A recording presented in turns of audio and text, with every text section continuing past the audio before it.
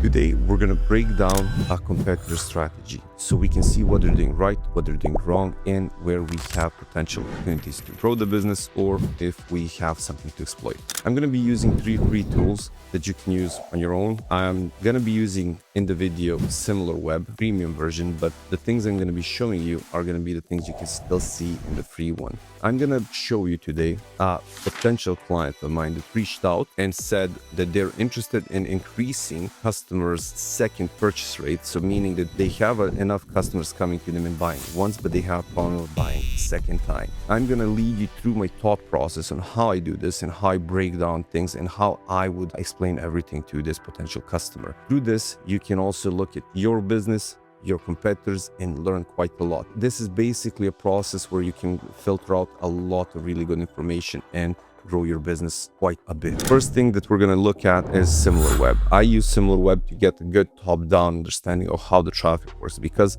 in most cases, any decent-sized business is going to have multiple sources of traffic. This is a legacy business, meaning the 1-800 number is indicating that they were big on TV, they were big through phones. So this is an indicator of what we are looking at today. A big business, an old giant that has a big following. And so we can potentially expect that they're doing amazing on SEO, and then everything else we will check out later.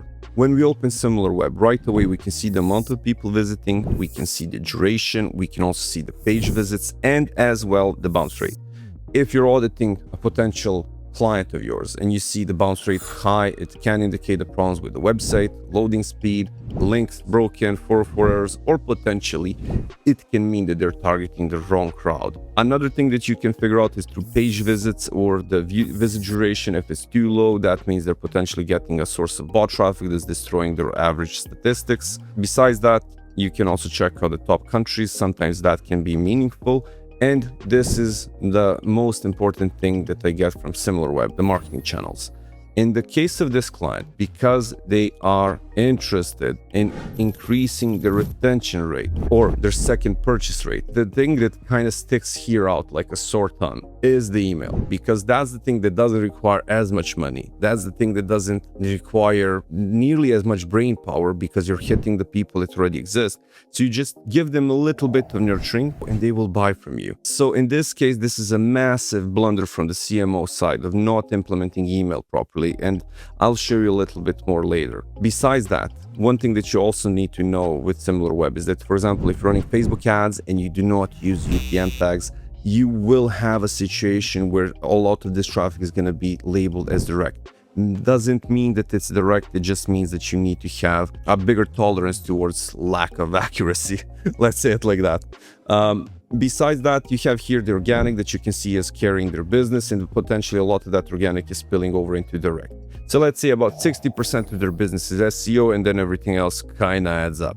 In my opinion, running a lot more of display, a lot more referrals, getting a lot more into paid ads is going to be quite important if they want to continue growing and making people buy the second time. Having top of mind, continuing to remind them that you exist is going to be important. Another thing you can check out here is also which specific social traffic sources exist, so you can see if you need to introduce something like TikTok or whatever you might be interested in. The main thing I wanted to point out here is that you can use this before you ask the potential customer to get access to their backend. If you show them a potential of understanding the grand problem to structurally change their business and give them a big magnitude of change, this will be something they're interested in.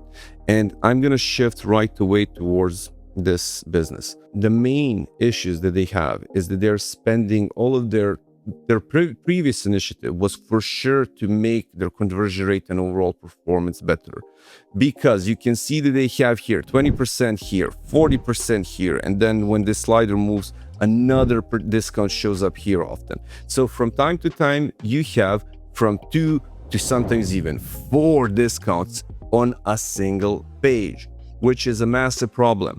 Another issue is that they offer this 20% off on their first order, meaning that that's going to be much harder for a person to buy a second time for the full price. So they're stuck in this loop of just discounting non-stop without actually having a way of transitioning that user into a normal buyer. Another thing that happens here is that when you sign up, you get triple blasted at the same minute by 3 different email flows, and the emails are hideous. So as you can see here, a lot of these emails come at the same moment, meaning that you cannot really get any value from them. As you can see here, it's just the same emails at the same moment, and I didn't subscribe 3 times. Another thing is that they again just offer discounts. They don't talk about the specific products. They like, this is just, here's a discount email, meaning that quite fast it's going to become annoying to the end user. Keep that in mind when you're doing your flows. We have other videos where we describe on how a good email strategy should look like. So right away from the bat, we see a problem with their communication, with their offer, with their strategy. That's why they have a problem. After that, we can also do a courtesy and check out their Facebook ads, and we can see that they're just running some user-generated videos. Really obvious that they paid somebody to create those. And then on top of it, there's not even running any dynamic product ads, even though they have tons of different products. They're not running any advanced remarketing. There's no layering of the message. It's just like buy, discount, discount, discount. And that's why people don't buy.